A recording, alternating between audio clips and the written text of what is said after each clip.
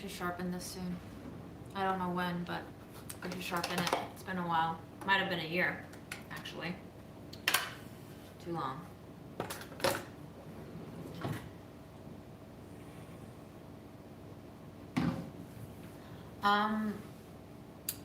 I have a lot of thoughts and I don't know where to start, but my disclaimer is I will not be cooking tonight. I will be eating the rest of my weird papaya salad, but I will not be cooking. So if you have tuned in to see me cook, tune out. There will be no cooking today. I've been filming and editing, and that's why I haven't gone live. But I think I also haven't gone live because, hi Australia. I think I also haven't gone live because I just haven't been feeling mentally all that good. As you probably know if you saw the second to last live, it's been pretty like emotionally unstable. Hi Missouri and Australia. So I'm here, but I'm not in a very happy-go-lucky mood. So I just wanted to throw this out there because, you know, some of y'all want the jokey stuff and I don't know if I can serve up the jokey stuff. Hi Denver and Flint. And I don't know, I guess maybe I'll treat this live tonight as a therapy session for me. And I really want to apologize. I put out that poll about who wanted to volunteer to do like a one-on-one or a one-on-two chat live with me, but I didn't realize that I didn't flip the expiration date on that post. So yay, Jasmine. So happy to hear that. And so YouTube defaults all of those community posts to a 24-hour expiration date, and I could have sworn that I deleted the one that I put 24 hours on, and I went back and rewrote it and put do not expire, but somehow it expired, so I lost all of your volunteer and all of the essays that you wrote about the topics that you wanted to talk about, and I'm really sorry. I guess I am just officially a boomer now, so I apologize for that mishap. And hi Louisiana. Yeah, that is one of my favorite episodes of Budget Eats for sure. So I don't know, maybe that idea wasn't very good because I really do feel like a lot of these conversations need to be vocal and not like one person talking and one person chatting. The dynamic, I don't know, that was just like a half-baked idea from me. But I will think it over. I think there is something so interesting to explore there. Like I really do want to engage in conversation with viewers, and I think there were a lot of, I've read through all of your comments as they came in, and there were a lot of topics that I would be so down to discuss. I think just a lot of significance and really personal stuff that maybe we don't really chat about. But I have some stuff here to perform some self-care as we spiral out my thoughts, and I will trauma dump onto you, and maybe you will enjoy it. And if you don't think you would enjoy it, please tune out. I followed your advice and I got O'Keeffe's. Many of you said O'Keeffe's work, and it's one of the few brands that I haven't tried, so I got one for my feet and I got one for my hands. My feet, the heels on my feet suddenly turned like rough and cracked and calloused to a degree where it almost looked like the kind of fractured glass ceramic bowls, that pattern. And it really shocked me when I first realized it, because Um, it looked exactly like what I remember mom's feet looking, and I remember thinking once, looking at her feet, being that cracked and calloused, that like, oh, that's what's gonna happen when I get old. And I always paid attention to whether or not my pinky nail, like my pinky toenails, got crushed in, because mom's pinky toenails got like so crushed in that they were almost non-existent. And I was like, I guess that's just what happens with age and use and wear and tear. And I kept, like, I remember there was a period of my life where I just kept monitoring my own feet to be like, well, when am I going to turn old? When am I going to turn old? And it never happened. And then just after this COVID shit, or during it rather, I felt my feet catch onto my bed sheets. And I like went down to like touch it, and I was like, holy crap, it feels like sandpaper. And I don't know when it happened. It almost feels like it happened overnight. So I'm just gonna put a little bit of the Healthy Feet foot cream for extremely dry, cracked feet on there. That's my first step of self-care. Here's a little foot content for you. Ow. And it doesn't hurt. It doesn't hurt. It's just, I'm just old. I am 33. It is jokingly referred to as the Jesus year, because that's estimated when Jesus was crucified and put through all of that shit. I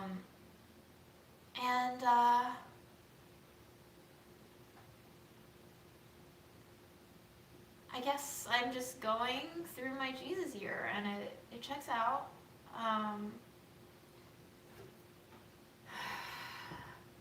But yeah, let's see. What do I want to talk about? Well,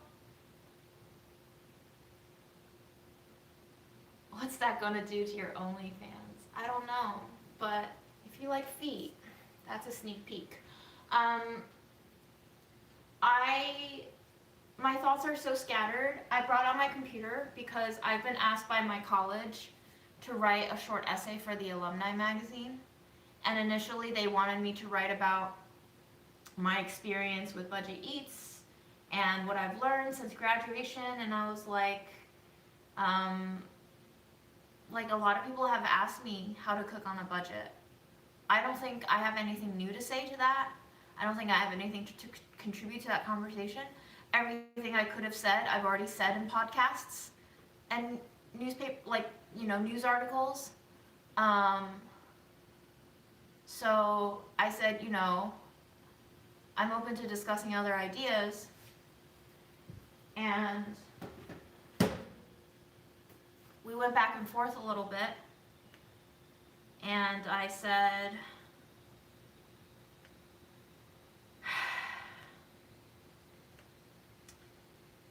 I think that topic has been discussed and written about too many times for me to contribute anything new into the fold. Happy to discuss about other ideas, about my experience, but this particular theme isn't very inspiring for me to expand on.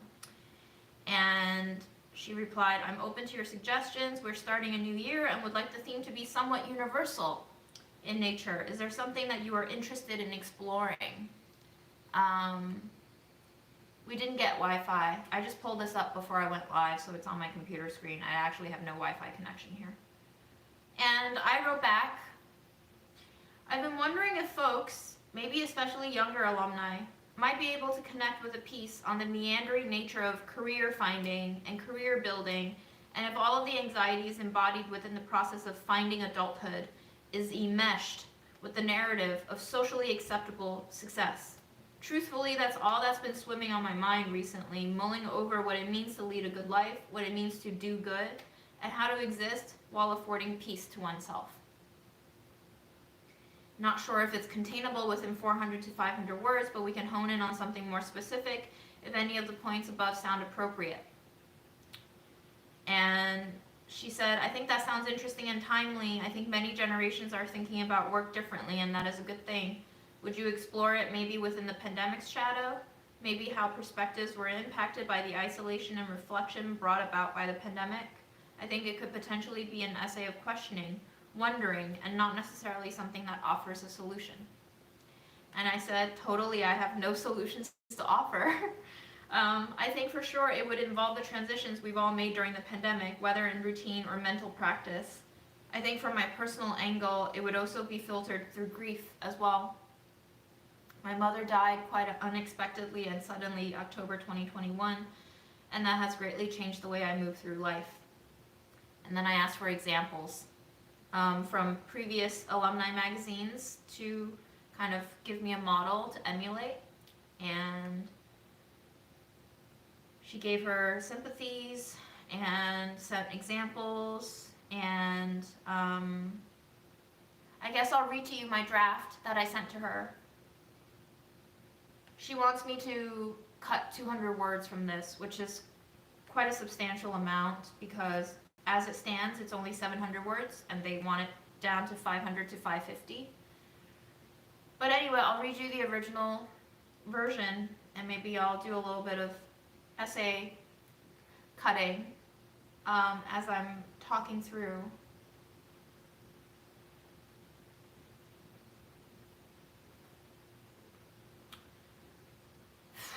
Finding direction has always been hard for me.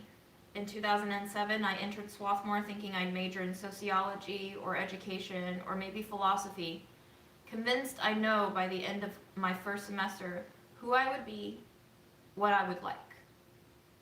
It took until my junior year, after suffering through one of the most depressive slumps of my life in sophomore year, to discover that actually what I really wanted to study and what would change my entire life lens was religion. By the end of 2010, halfway through senior year, I'd accumulated enough credits for a religion minor and an educational studies minor and an English major. A large half of me felt like a failure. I'd relinquished applying myself to be part of the honors program, consistently struggled to write essays despite literature being my main area of study, and had no clue what I wanted to do with my life after college. But I was also, for the first time in my years as Swarthmore, happy. I was happy that I'd become known and welcomed by most as a campus photographer stalker, that I was absorbing the concepts from postmodern religious thought into my being and leaning on them to help me navigate my experience, that I found in morsels and pieces that became small meals over time, meaning. I spent my first year post-graduation teaching in China. Then I bumbled through 10 months of FEMA-funded Project Hope on post-Hurricane Sandy Coney Island, before leaving the program 2 months shy of completion due to psychological burnout that had resulted from rubbing up against red tape and bureaucracy. I landed next in minimum wage restaurant work for the next 5 years, where I learned how to cook and bake, but also how to burn myself, cut myself, ignore myself, and cry quickly in a walk-in fridge before someone else walked in. My mother had always wanted traditional success for me, painting in her mind a linear passage of accumulating accolades and climbing the professional ladder. I, on the other hand, lived my life like piecing together a collage. I swam against her currents, away from the certain safety of the shore, and often found myself in the middle of nowhere. As a hydrophobe, I never quite learned how to navigate these waters of life. The best that I could do to pass SWAT's swim requirement was tread water for long enough to not drown. Even after having found momentary success in food media as a host of a YouTube series called Budget Eats, I find myself treading water yet again at the age of 33. My mother died last October in 2021. With her death came many changes. After losing the origin of my existence, I became untethered, completely lost in totality. I no longer clung to finding meaning. I saw that it was no longer relevant to me and the world I was in. Instead, I grew, involuntarily, into myself.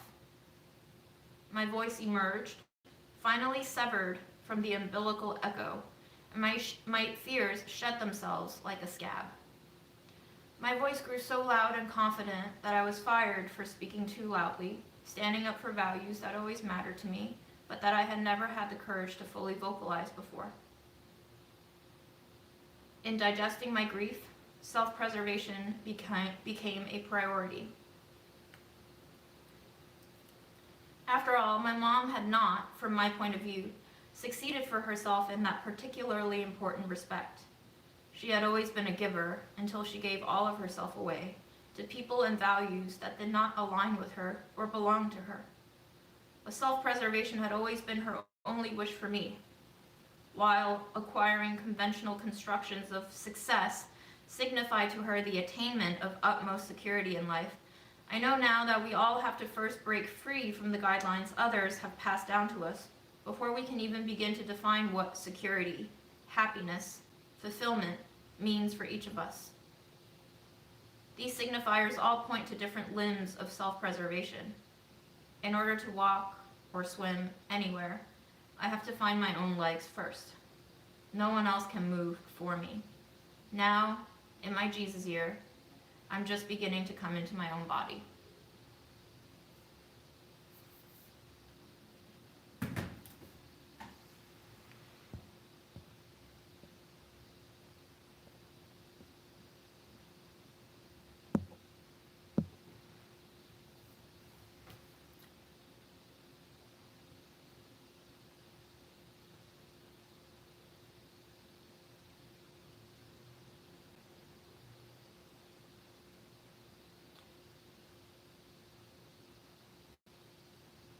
I don't know if that essay has a thesis. It would probably get a B minus if I handed it in to one of my professors for an assignment, which was usually my average. Um,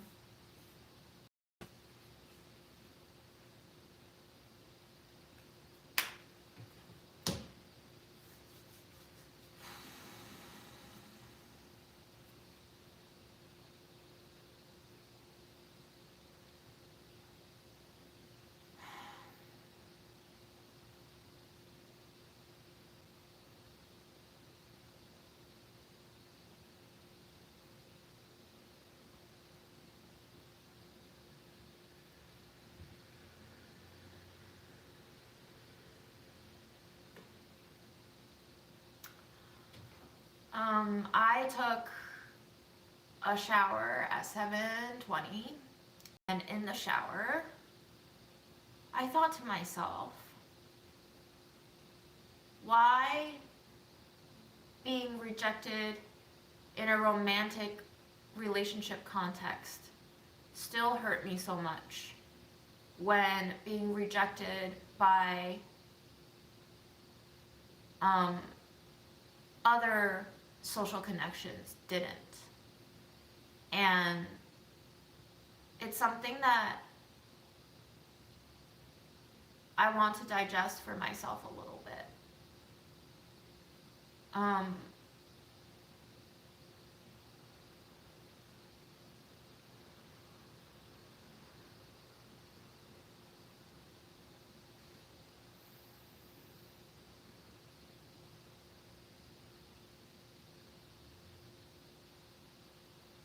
Yeah, I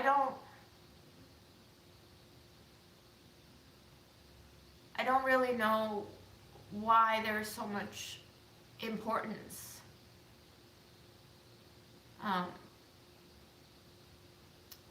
placed on romantic connections that I haven't been able to grow independent of.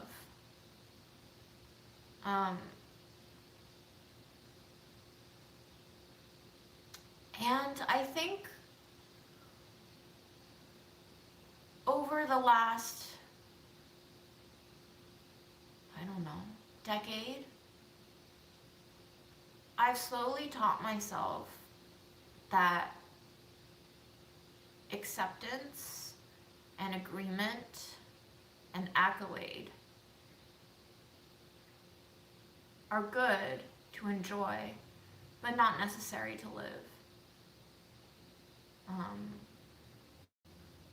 And that other people's criticism, and I learned this especially in the last 3 years, after becoming like a public persona on the internet of all places, that people's criticism and rejection of you are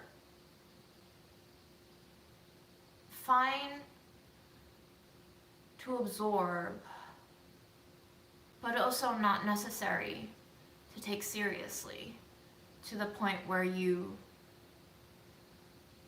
carve yourself down to fit what others say you should be doing. And I feel like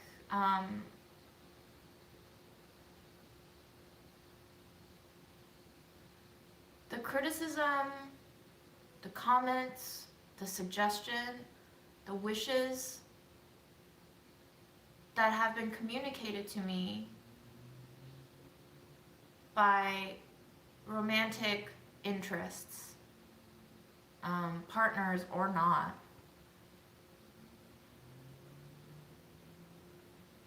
I always take to heart and immediately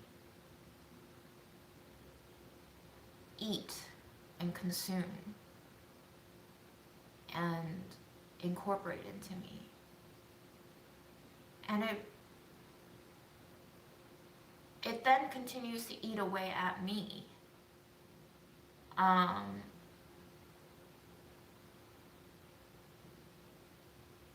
And I wonder if this is one of those things where I just have to like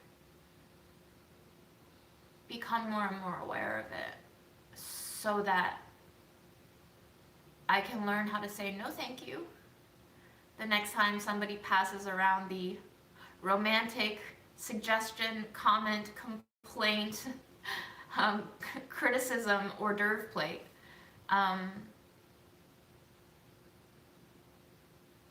think the voraciousness that I have for being accepted in this very particular realm of social connection has just become clear to me, especially given the discrepancy of me having been able to practice my way out of needing other kinds of affirmation.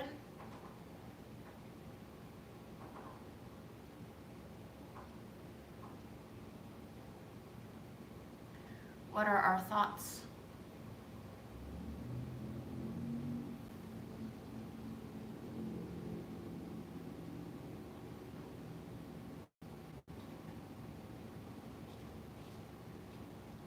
I think there is a big difference between being playful and played.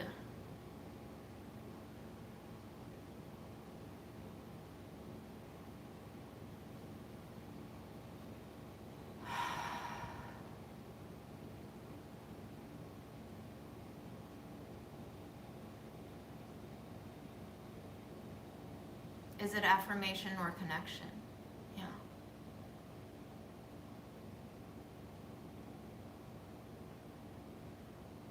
If you're looking toward us more than your local world, what is my local world? I discuss these things with my friends too, but sometimes they flow more easily through a screen, funnily enough.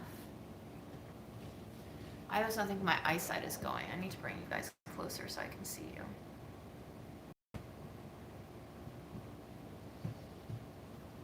you. When something embarrasses us, it stays with us forever. Yeah, I think you're right. I also think it's time for my snack. Here's the rest of my papaya salad. It's cubes, because the papaya was softer than expected.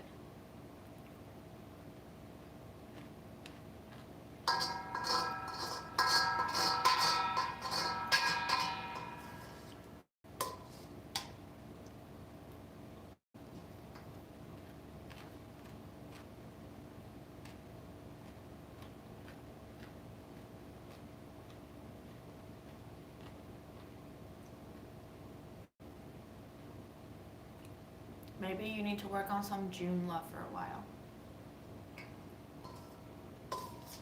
Yeah, what does that look like?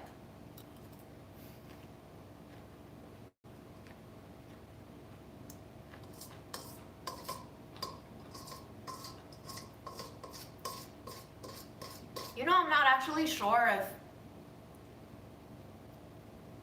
had a good modeling of what self-love looks like in life.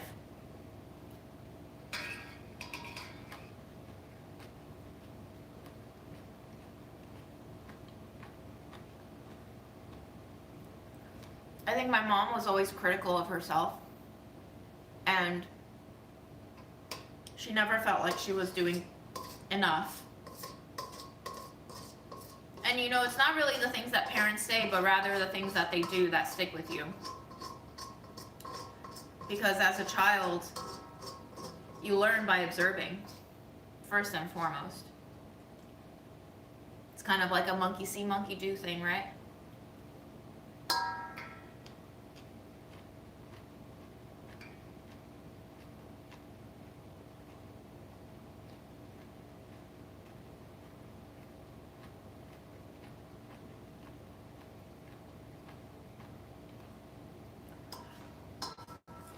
You define self-love as boundaries. I think because a part of me is so eager to be accepted, I've never valued boundaries. I've always just kind of leaked out of myself to try to make connections, to garner acceptance from others.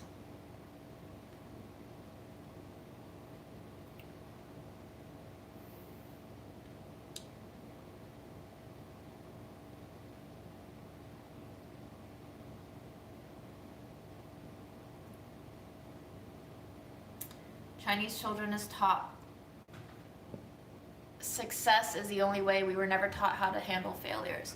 You know, one of the most amazing parts of working in restaurants was when a chef would teach you how to fix your mistake instead of berating you for making mistakes.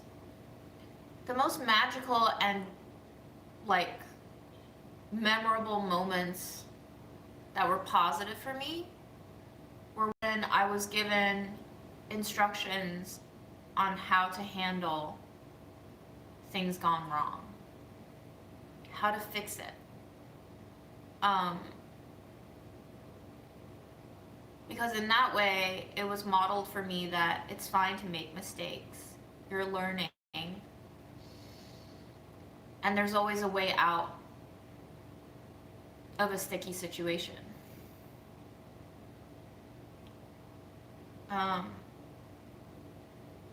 And I really do think we need more of that in life. All these instruction manuals of like how to do something properly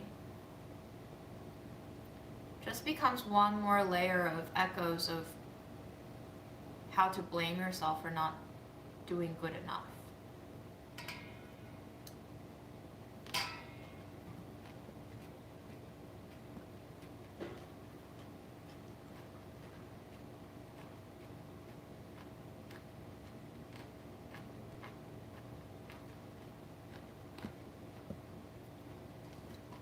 Hi, Trinidad. Yes, Grandma liked the pineapple, I think. She hasn't told me otherwise, but sometimes she won't tell me if she doesn't like anything.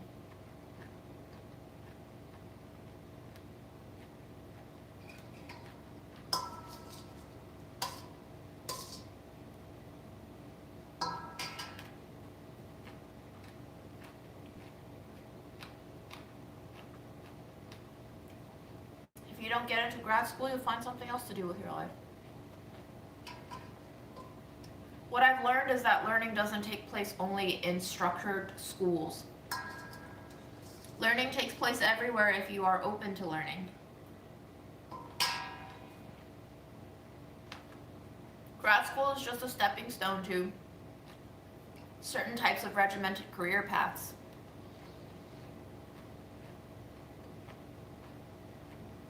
I guess if you already decided for yourself that that is the career path that you definitely want, then you need to get into grad school.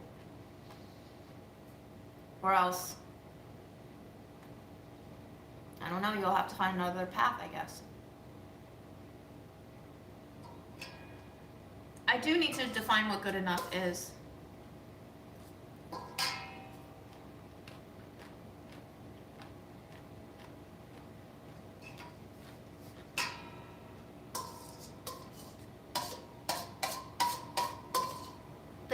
even on my latest Instagram post that I pull up for you now because I don't have internet connection on any other device.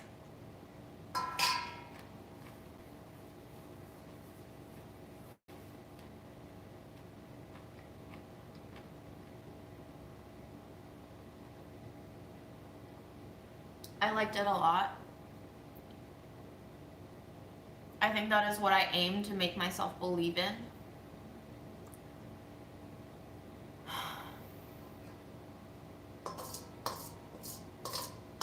I don't know if I'm quite there yet,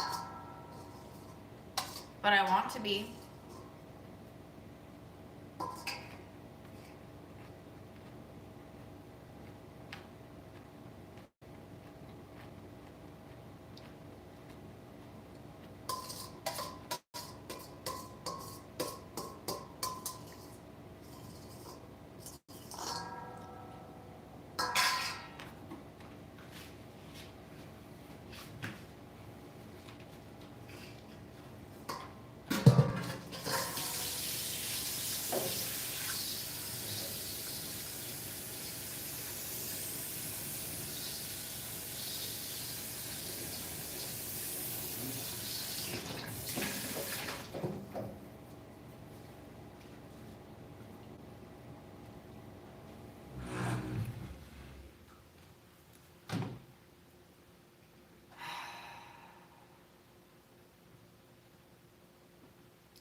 That big bowl filled with cereal sounds delightful.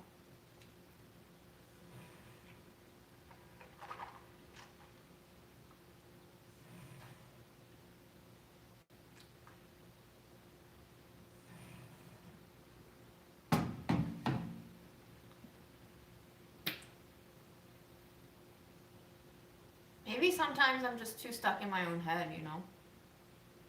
Maybe that's why I like these lives so much. Because even if I hung out with a friend, their first impulse would be to calm me down, assure me, and comfort me. But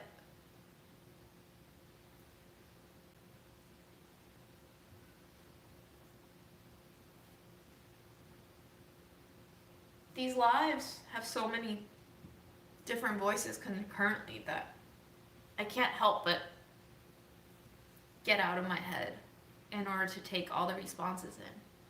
And I think that's why these lives are so therapeutic for me. Because even though I am still very self-centered in them in a lot of ways, the interaction that this medium affords me jolts me out a little bit.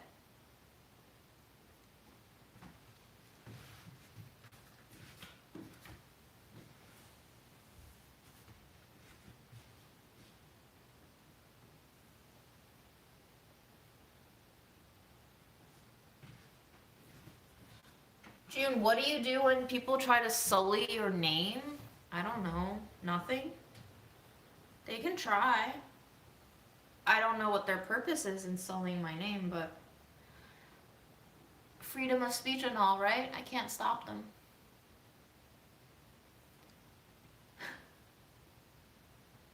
What if I am good enough? I think I am good enough. I am also bad enough. I am also just enough. Enough for whom? I don't know. But I am enough because if nothing truly matters, then anything is enough, right? The onion sitting in that bag is enough. My MacBook Air is enough.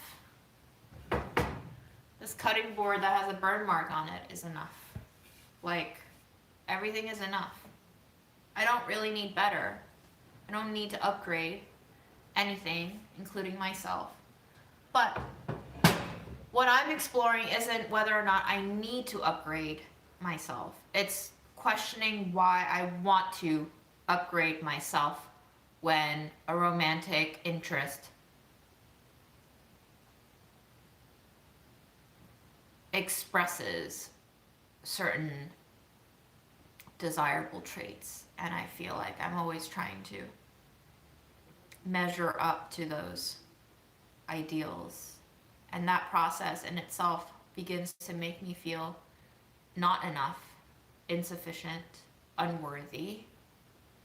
And it leads me to mentally spiral a little bit.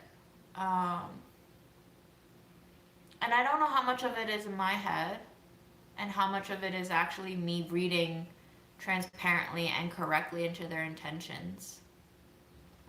That's where the communication bit comes in. But in learning how to rely more on my gut in the past year, I feel like I have a good sense of people and where their head's at. And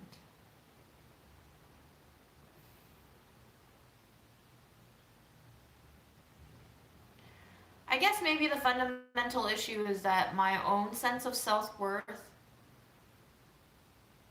in the end, does come from the reflections of others on me.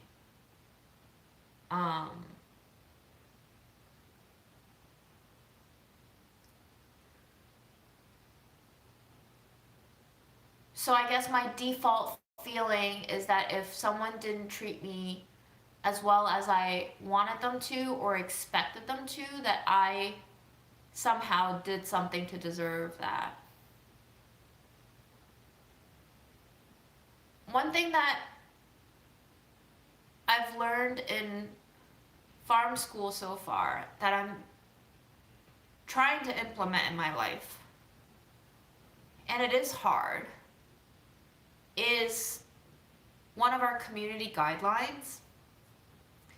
One of the community guidelines of farm school says, assume positive intent.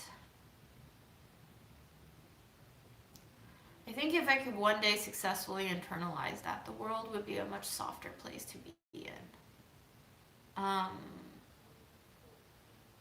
Assume positive intent. And it's difficult for me to do that because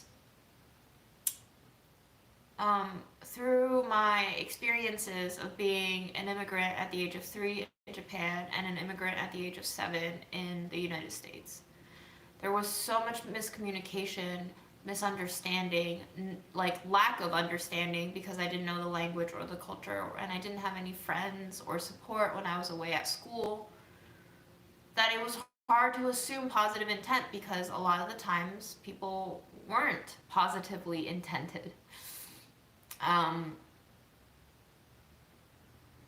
The intention wasn't always good.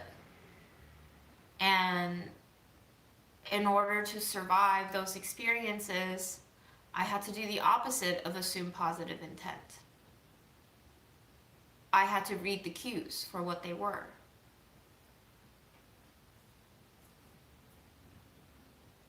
So now, as a defense mechanism and a coping mechanism that formed in childhood,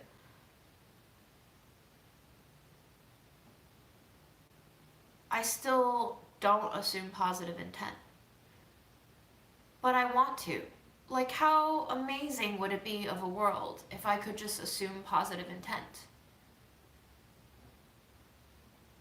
And have that actually be the reality that people were intentioned well.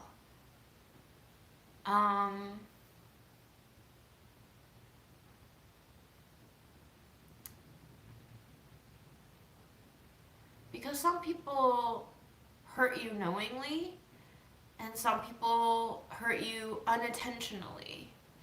And it's easier to blame the former group for their ill will because they were cognizant of what they're doing. But that doesn't mean that the latter group who hurt you unintentionally didn't hurt you. They still did, right?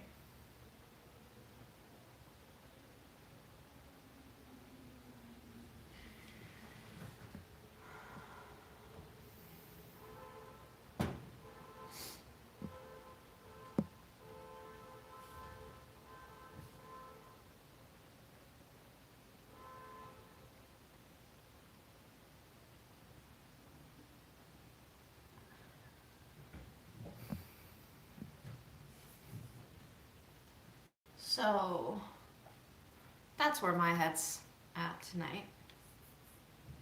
A lot of meandering and not a lot of answers.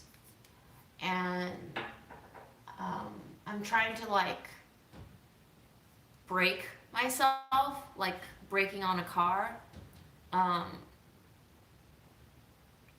before the anxiety and the depression avalanche into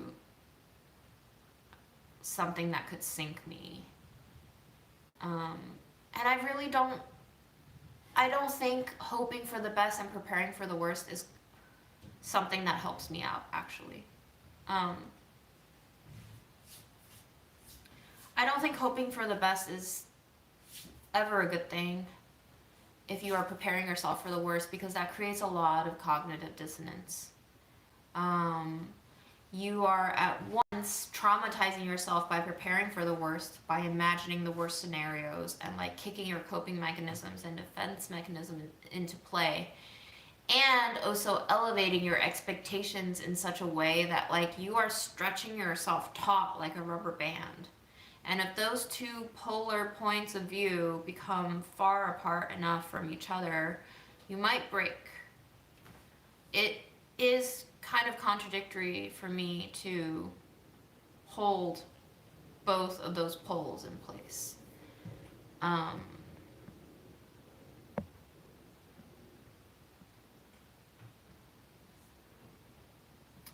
PTSD therapy. I see.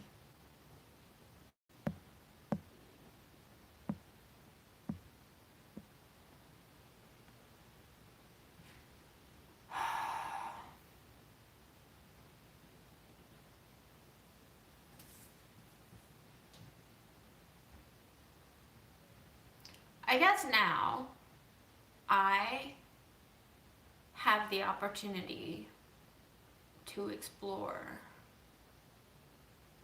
what it means to be alone. And maybe that's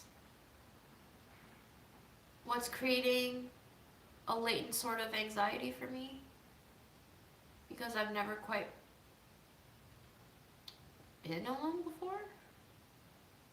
I mean, I've always been alone, I think, especially feeling alone in my early immigrant years, feeling like I didn't belong, feeling like no one accepted me or loved me, beyond my parents, that is. But now I do feel as alone as I've ever felt in adulthood.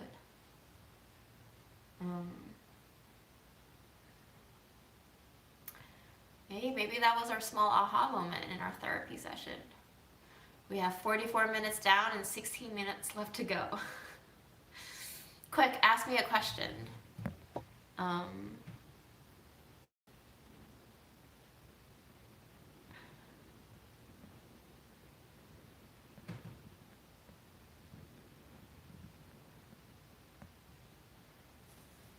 Oh, I'm not saying being alone is a bad thing. I'm just saying that it's something that I'm maybe new to, and it's something that I've always tried to not be, because when I was a new immigrant, feeling alone, ostracized, isolated, and detached was my entire world, and I really didn't enjoy that experience. So maybe I've unconsciously tried to do everything that I can to not re-immerse myself back into anything that resembles that period of experience in my life.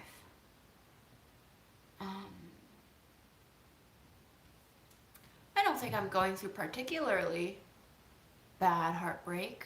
I think I'm just very open about talking to strangers about it. I don't have a favorite distraction from depressive thoughts or anxiety because I actually think distracting myself away from depression and anxiety worsens them. What my therapist said has really helped me was whether or not I can learn to befriend my anxiety and my depression, and that is something that I keep in mind and try to work on and try to put into my practice. I don't want to ignore them. I don't want to give them the cold shoulder. I want to be there for them because they're present in me. And so in order to distract myself from those things that are in me, it is distracting myself from myself. And that is a form of self-rejection. And I don't really see the point in doing that.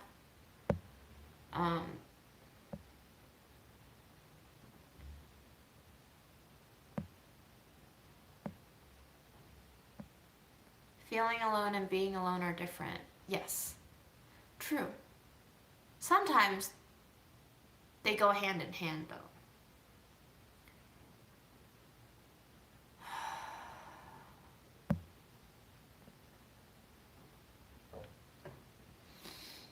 I would be more open to doing traveling if I didn't have grandma to take care of. In a lot of ways, my life has been like a centrifuge. So much of it has changed at like breakneck speeds, and I'm somehow still in the same place physically. So it's just like being whipped around in circles again and again and again and again and again. And while I'm not going anywhere, it feels like I'm being pummeled.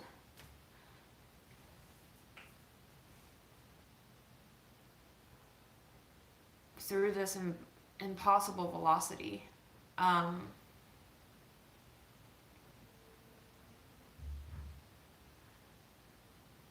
But my life hasn't changed all that much, has it? It has and it hasn't. That's what's so weird about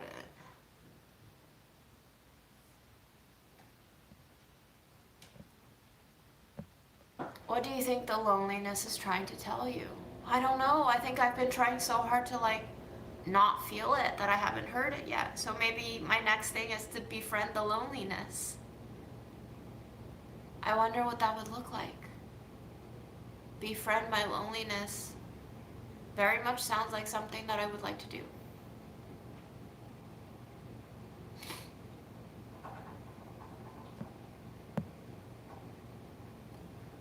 What toppings do I like on a hamburger? I like the like very finely chopped onions that aren't raw. Kind of like the stuff they put on hot dogs in New York. I definitely love ketchup. I love any sort of melted yellow cheese. Mayo could be nice too. I don't like tomatoes though. Ketchup over tomatoes. Some crisp lettuce would be great. Yeah.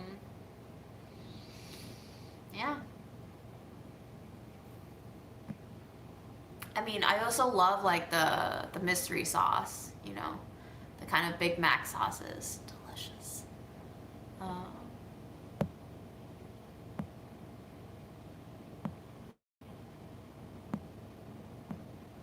Yo, SZA's album was amazing. I'm so glad you listened to it. It's just like the perfect medley of pop genres all together with all these experiences of like the disappointment, anger, hurt, jealousy, violence, and loss, and love, even through heartbreak. Just like all the flavors and textures together in one album. Truly an experience.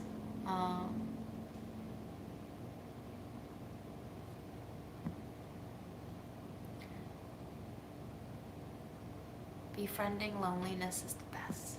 Yeah. What is my favorite ice cream flavor? Coffee, chocolate, Earl Grey. I don't have a favorite. But if it's between like Chocolate and vanilla. I'm a chocolate girl. Mom loved vanilla though. I would more likely pick strawberry before I pick vanilla, I think, out of the big 3 flavors. I'm not planning to make any meals for Christmas. You know, it's funny. Kathy says, in addition to so many losses, you indirectly lost Fred, maybe getting a new pet. I have done that in a similar situation and it really helped. I am so sorry for all the losses you had.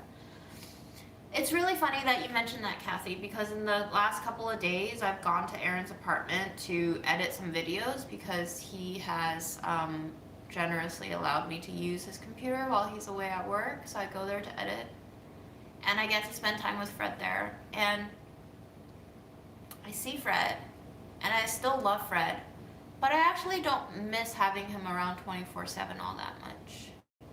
That is one aspect of living alone that has surprised me. I'm not saying I'll never get a pet again, but I'm just saying that sometimes the losses you consider to be unbearably huge turn out to be not that painful after all. And I wonder what that means for me when I experience a sort of self-inflicted heartbreak, when I start realizing that this person that I'm really into is not going to work out for me.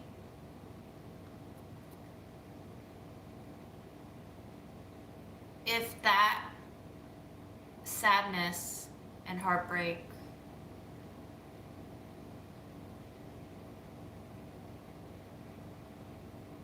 is a coping mechanism of sorts, and what that means, I guess my impulse is to hold on to everything so that I don't lose everything.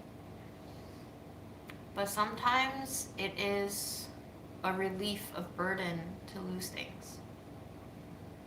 And I hate to say it, but when I just said that sentence out loud, my first thought was, you mean like losing Mom?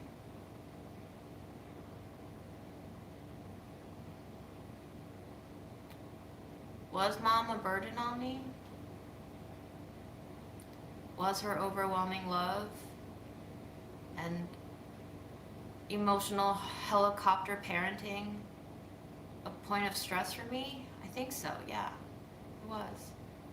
Feeling her judgment on me all the time, feeling her anxieties about my actions, my choices in life, feeling like I always had to fear what Mom's reaction to something that I would do is.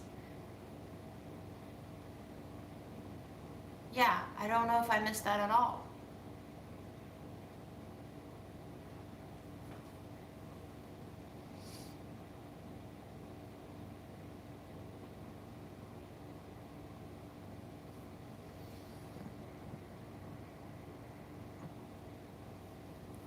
You know, it's funny that you mentioned journaling, because journaling came up as a potential suggestion for mitigating my emotional ups and downs the other day on a live too.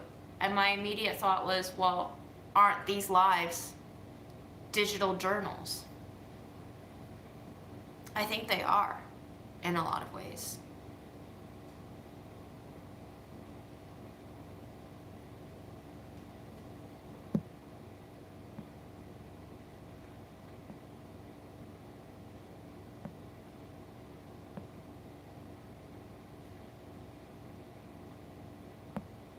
I love snails, actually.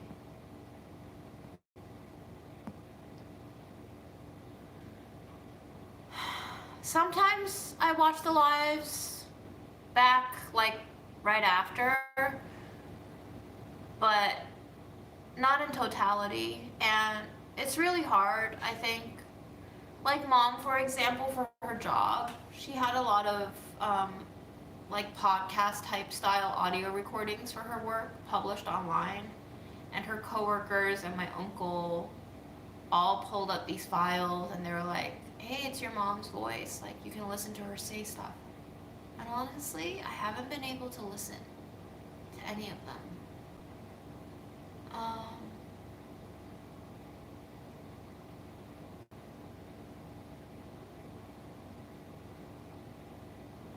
sometimes I don't want to look back in the past. And actually, a thought occurred to me the other day because I've been shadow banned so many times on Instagram and have been rejected for verification so many times that I was thinking, what if one day Instagram just decides to delete my account for whatever reason, because they do that all the time? What would happen to my selfhood if I lost a decade's worth of photos and reflections and personalities, experiences and food memories and grief memories and incomplete thoughts that I still wanted to formulate? And my initial thought was, well, that would fucking suck.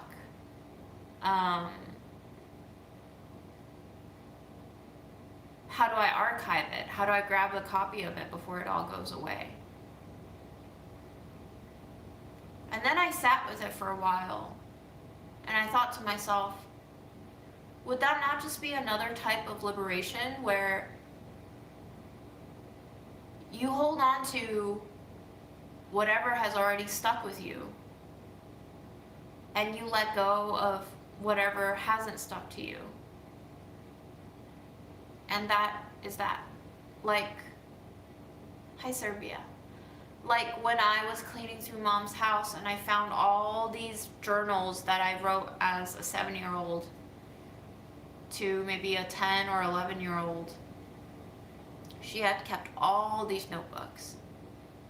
And I fucking tore them up. I didn't keep a single one in my childhood journals. I was like, they're heavy as fuck.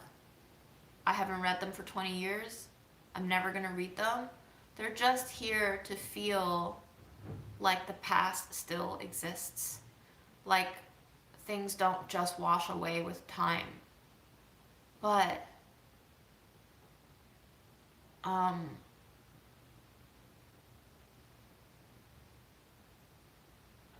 is it necessary to archive all of these things and to feel like we have access to them? It's kind of like, I think about sometimes what I would grab if my house set on fire. You know, like Fred. I would grab Fred. He's a living being. He would suffer if he had to be trapped. But beyond that, what would I grab? Would I grab photos? Or would I just, I don't know, grab the most monetarily valuable things and run? I don't, if this apartment were on fire right now, what the fuck would I grab even? Maybe my wallet, my credit cards, so that I would still have a way of buying things when I got out of here. But there's a whole suitcase of photo albums. And I think when I was reorganizing everything, when I moved into this place, I had put them purposefully in that suitcase, just in the event that I would have to evacuate. I could just lift it all in one go and take all the photos with me, but I don't even know if I want to.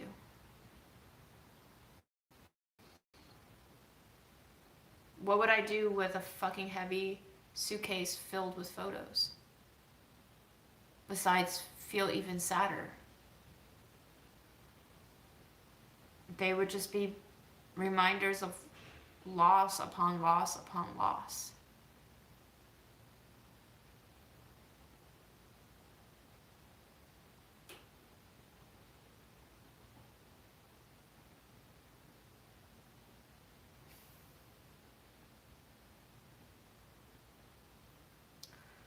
So when we lose things and we get upset, is it because we feel like we are in those things? And by losing things, we have lost parts of ourselves?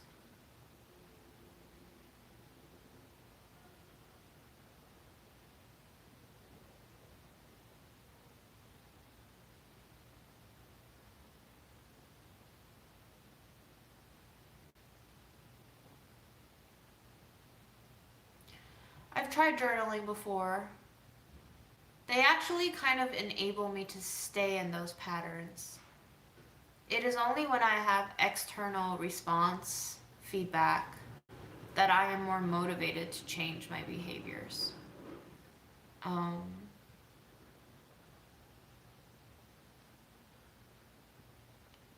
So if we're talking about journaling as a productive method of therapy, I feel like these lives are more productive for me than journaling on my own.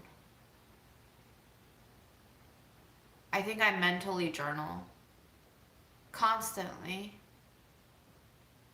That I'm really tired of listening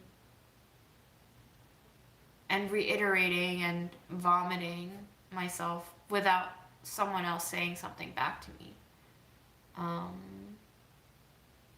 Haven't thought about EMDR.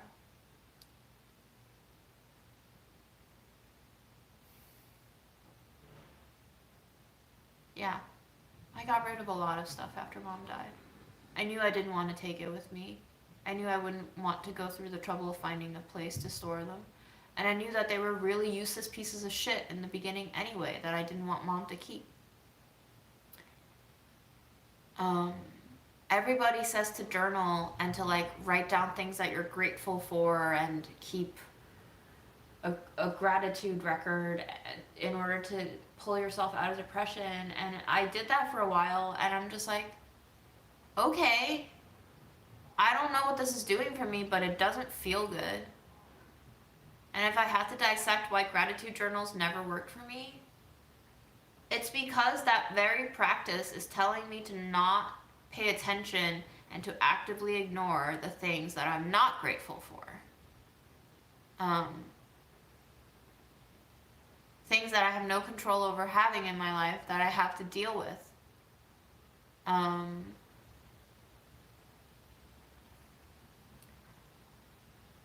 I think I went through a period of feeling really sad that I gave away so much of Mom's stuff. And I wish I had particular items back. But I think those were just pangs of grief and not real regret over having let things go. I'm happy with what I kept. I'm happy I got rid of what I got rid of. I don't think that if I were to die tomorrow, any of that would matter to me, what I did with things.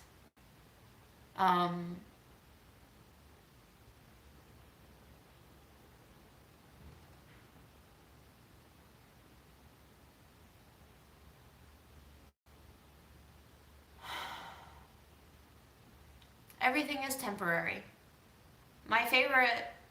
One of my favorite passages from the Bible is the Ecclesiastes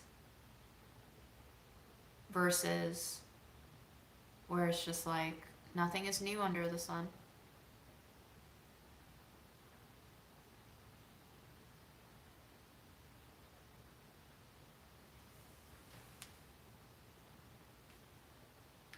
By the way, does anybody know what kind of like chemical property is in papaya? Because I was cutting that papaya up and it really fucked up my eczema. Like my hands flared immediately upon contact. I know that mango skins can have that effect, but that papaya was intense. But anyway, we've been live for an hour now, and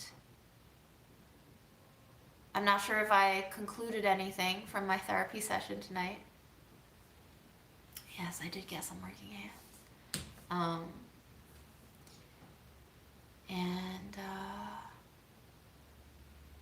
But I think it was a good trauma dump on y'all to help me begin to shift and reframe certain things.